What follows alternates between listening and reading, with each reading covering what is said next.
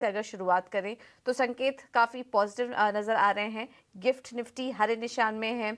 चीन के बाजार हरे निशान में, जापान के बाजार 115 अंक ऊपर, कोरिया के बाजार भी करीब करीब 1% की तेजी वहां पर है और हांगकांग के बाजार भी 130 अंक ऊपर इस वक्त कारोबार कर रहे हैं। तो काफी पॉजिटिव संकेत हैं एशियन मार्केट से। और अगर बाकी मार्केट्स की बात करेंगे तो दुनिया भर के बाजारों से भी बहुत ही अच्छे संकेत यहाँ पर निकल कर आ रहे हैं।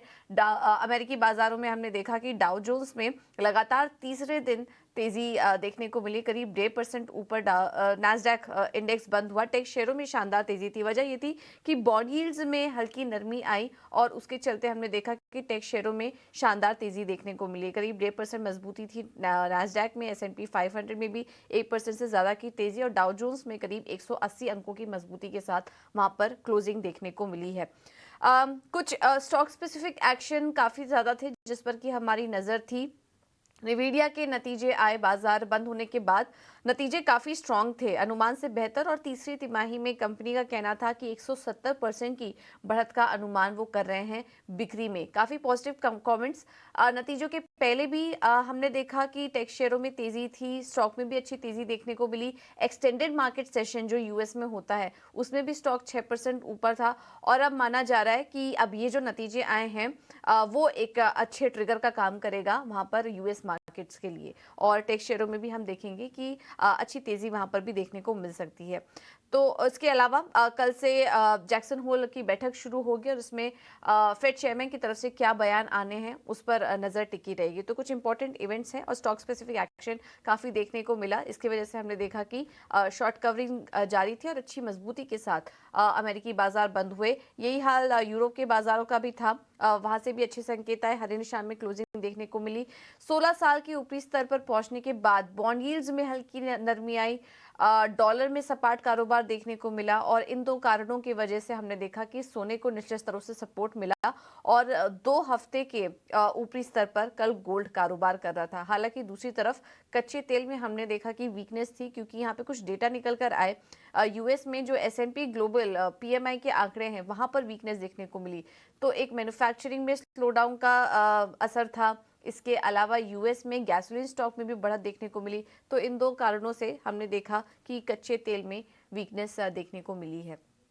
तो ये कुछ इवेंट्स थे जिसका कि असर कमोडिटी मार्केट और बॉन्ड मार्केट में था। लेकिन कुल मिला के बात करें तो आज ठीक ठाक संकेत ही दिखाई दे रहे हैं भारतीय बाजारों के लिए भी। आगे कुछ और भी ट्रिगर्स हम समझेंगे। पहले एफआईज और डीआईएस की डेटा भी देख लेते हैं, उसके बाद एफएनओ सेटअप भी हम समझेंगे। कैश मार्केट में अगर देखें तो विदेशी निवेशकों ने खरीदारी की 614 करोड़ की।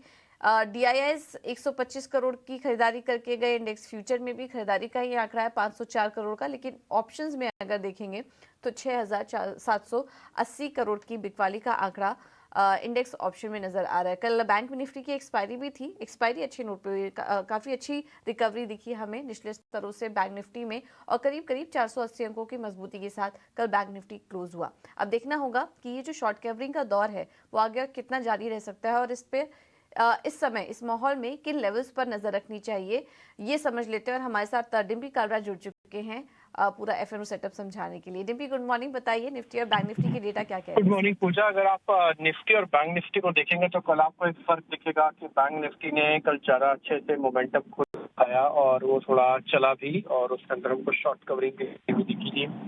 और कल बैंक निफ्टी ने पहली बार अटेम्प्ट किया जो न केवल 44,000 के ऊपर था बल्कि 44,500 तक भी इसने टच किया।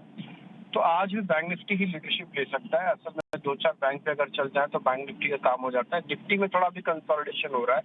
निफ्टी को रेंज ब्रेकआउट करने के लिए भी थोड़े और एफर्ट्स करने पड़ सकते हैं। हो सकता है जैसे भी आप बताते हैं कि नेस्डैक के अंदर अच्छी क्लोजिंग हुई है तो आज थोड़ा आईटी का भी पार्टिसिपेशन आ जाए मार्केट के अंदर। और अगर आईटी और बैंक दोनों का कॉम्बो पार्टिसिपेशन मार्केट के अंदर रहेगा तो निफ्टी भी बिल्कुल साथ ही पैरेलल ही चलेगा। अदरवाइज तो बैंक निफ्टी में अभी भी थोड़ा ज्यादा दम है। आज आप बैंकिंग काउंटर्स पर थोड़ा ध्यान रखिएगा। मिड कैप बैंकिंग में जैसे बंधन, आरबीएल, फेडरल, इस तरह के बैंक्स के स्ट्रक्चर एकदम से इम्प्रूव हुए हैं तो यहाँ पे थोड़ा स्ट्रॉन्ग मोमेंटम मिल सकता है। रही बात स्टॉप लॉसेस की, निफ्टी के अंदर अभी भी आपको 19,300 का रखना होगा और 19,500 से लेकर 650 की रेंज जब तक पार नहीं होती शॉर्ट वाले पे भी सिस्टम से बाहर ना जाएं। और एक बार बैंक निफ्टी वालों के लिए भी यही स्टॉप लॉस होगा बैंक निफ्टी वालों के लिए 44,500 है। अगर आज ओपनिंग में लगता है तो आपको बाहर जाना होगा जिन्होंने शॉर्ट कर रखा है, और जिनके पास लॉन्ग पोजीशन है वो 44,800 तक अपने प्रॉफिट्स को अगर बुक करना चाहें तो कर भी सकते हैं। तो नया सेटअप ये है। दूसरा कॉन्फिडेंस बैंक निफ्टी में, तो आप ऑप्शंस का ट्रेड अगर कोई देखना चाहें तो बैंक निफ्टी की कॉल पुट्स पे थोड़ा चेक कर लीजिएगा। खासकर कॉल्स के अंदर कल थोड़ा अच्छा एप्रिसिएशन मिला है, सेकंड डे आज एप्रिसिएशन मिलेगा, आज वीकली एक्सपायरी भी है, तो जो पुट्स के प्रीमियम थे वो सारे स्क्वीज होंगे, तो इसलिए आज ऑप्शंस के ट्रेड भी आपको कॉल्स के अंदर मिल सकते हैं। तो आज के लिए सेशन थोड़ा ऑप्शंस के अंदर ट्रेड करने का है। बैंक निफ्टी पे ज्यादा बुलिश होने का है, बैंकिंग काउंटर्स में बुलिश होने का है, लेकिन निफ्टी और निफ्टी के काउंटर से फिलहाल अभी थोड़ा दूर है। बिल्कुल, तो डिम्पी का कहना है कि बैंकिंग सेक्टर्स पर फोकस करके रखें। मार्केट में अभी थोड़ी सी तेज़ी आई है, लेकिन अभी भी संभलने की ज़रूरत है। और अगर निफ्टी और बैंक निफ्टी के सपोर्ट और रेजिस्टेंस की बात करें तो यहाँ निफ्टी में 19,300 से 19,200 का सपोर्ट है, और रेजिस्टेंस की अगर बात करें 19,500 से 19,650 का रेजिस्टेंस है। और बैंक निफ्टी की अगर बात करें 44,200 से 44,000, और रेजिस्टेंस की बात करें तो 44,500 से 44,800 का रेजिस्टेंस नज़र आ रहा है। इस पर नज़र बनाए रखें। शुक्रिया डिम्पी इस पूरी जानकारी के लिए। चलिए आगे बढ़ते हैं और अब हमारे मेहमान से बात कर लेते हैं कि कौन कौन से शेयर पर आज ट्रेड करना चाहिए। बिल्कुल ध्वनि, गुड मॉर्निंग। आपकी तरफ से आज ट्रेडिंग रणनीति क्या होगी, ये बताइए। जी बिल्कुल, गुड मॉर्निंग, और सभी दर्शकों को मेरी तरफ से चंद्रयान मिशन की बहुत बहुत बधाइयाँ। मेरी तरफ से आज 2 पिक्स रहेगी। पहली पिक जो है वो यहाँ पे हैवेल्स में रहेगी। यहाँ पे चार्ट का अगर हम डेली स्ट्रक्चर देखते हैं तो स्टॉक ने यहाँ पे 20 और 50 पीरियड की जो इसकी मूविंग एवरेजेस है उसके ऊपर मूवमेंट दिया है। 1260 का यहाँ पे एक अच्छा सा सपोर्ट लेवल भी पहले बना हुआ था, और इन मूविंग एवरेजेस के ऊपर क्रॉस करने के बाद स्टॉक में फर्दर मोमेंटम बनता है।